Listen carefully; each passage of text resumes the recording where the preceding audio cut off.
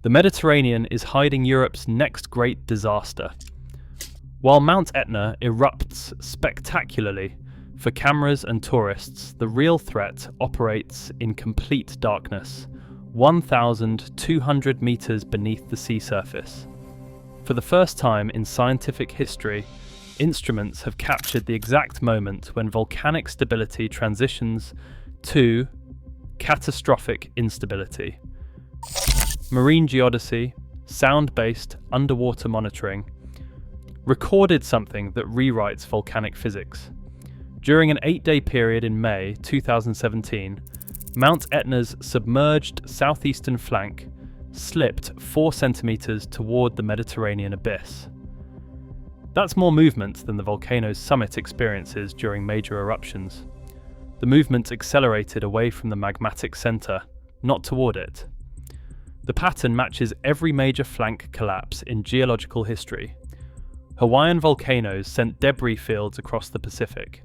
Ritter Island's 1888 collapse obliterated coastal settlements. Kilauea's underwater landslides reshaped ocean floor topography. All are driven by the same relentless force now operating beneath Mount Etna, gravity itself. Scientists always assumed volcanic flanks failed from magma pressure pushing mountains apart. The seafloor data proves the opposite. Etna is failing from gravity, with the underwater portion leading the collapse sequence.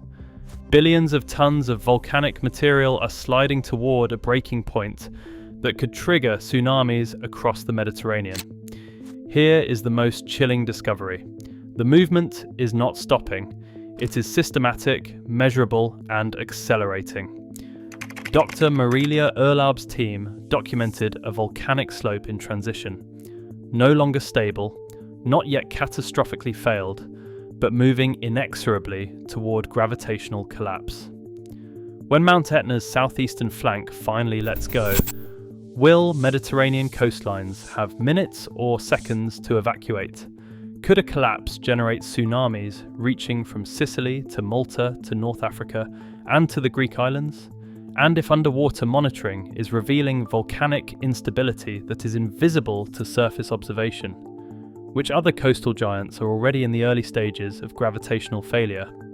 Mount Etna's story begins 500,000 years ago, deep beneath the Mediterranean waves. Off Sicily's primordial coast, layer upon layer of lava, ash, and volcanic debris amassed, sculpting Europe's mightiest active volcano. Today, Etna sprawls across 1,190 square kilometers, its sheer mass warping the Earth's crust.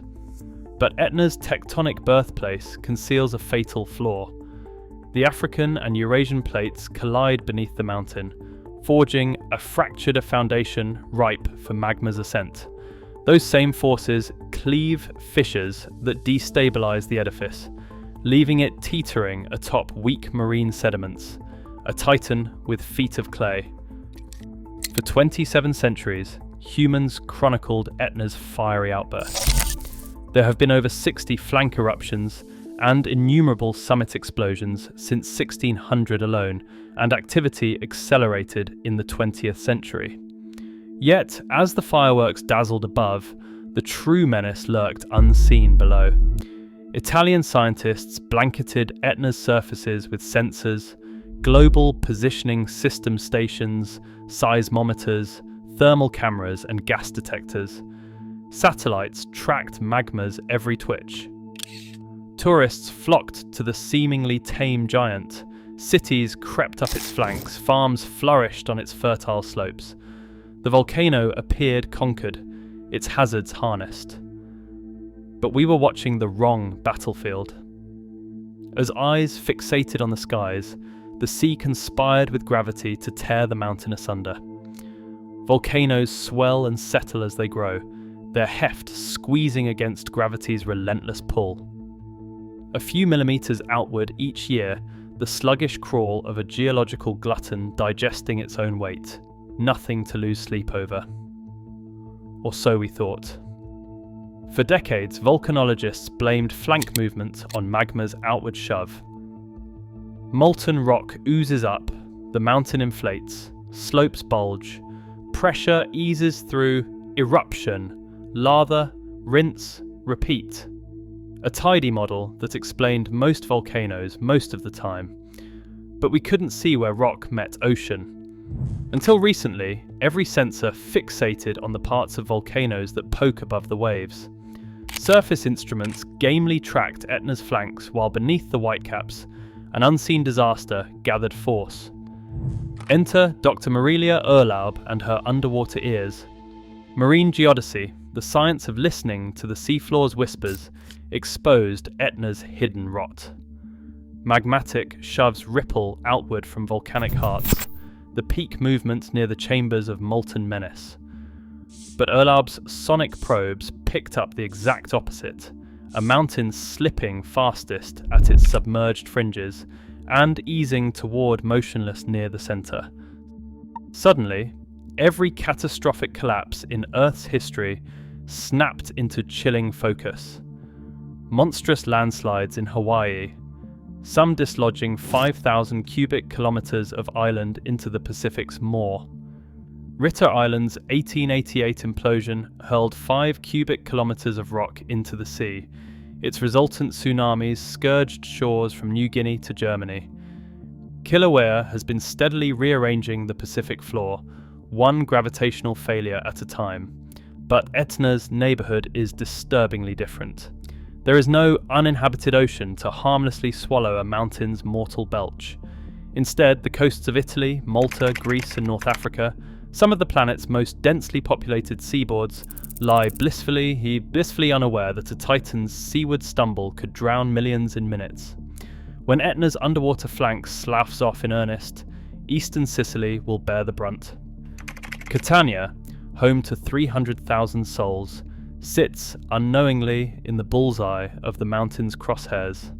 Taormina and Syracuse, along a 100-kilometer stretch of vulnerable settlements, are all mere minutes from a volcanic collapse's watery fist.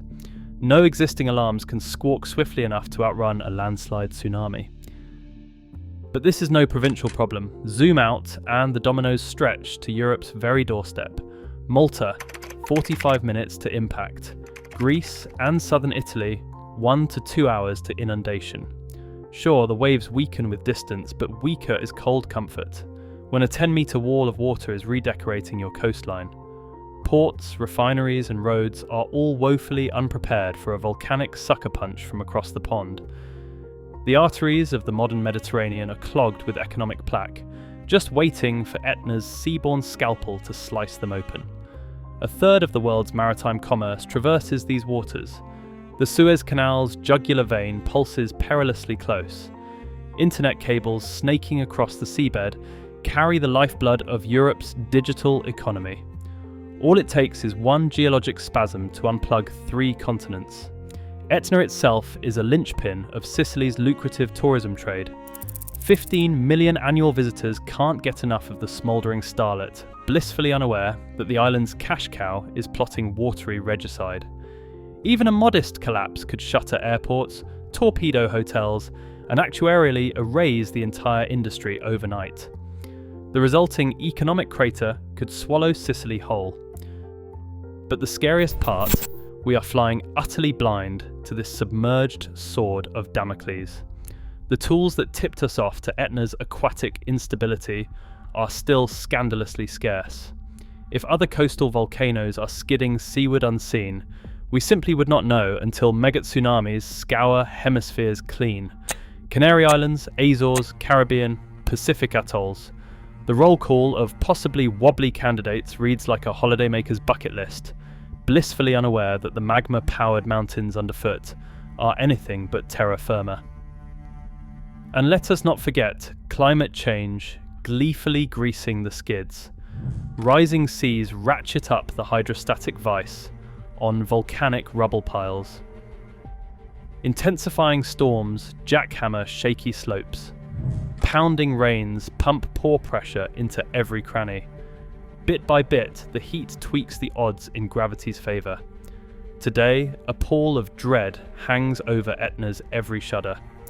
In May 2017, 4 centimetres of slippage in 8 days, a sprint compared to the typical volcanic crawl. Dr. Urlaub's underwater measurements paint a picture of a mountain stretching the very definition of solid ground. Urlaub warned that the entire slope is in motion due to gravity. He said it is quite possible it could collapse catastrophically. Mountains are not supposed to move at such a clip, but the data does not lie.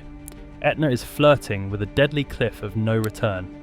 The problem is, no one knows how flirtatious Etna is feeling. The transition from slow creep to sudden catastrophe could span centuries or seconds. Current undersea eyes, while revolutionary, are still woefully sparse. A scant 5 sensors caught Etna's 2017 seaward spasm, scarcely a geological peephole. Meanwhile, the creeping culprit keeps us guessing.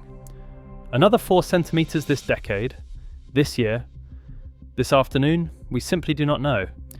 The telltale twitches that telegraph Etna's eruptions do not apply to the mountain's hidden bulk.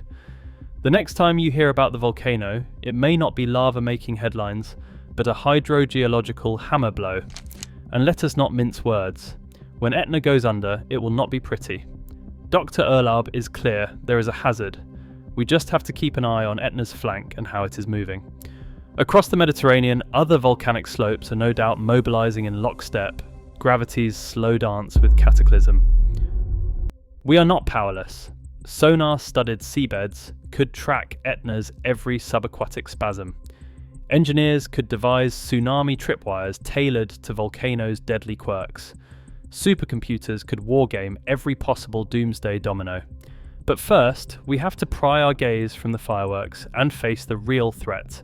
A mountain with a mind to meet its maker, one sinking centimetre at a time.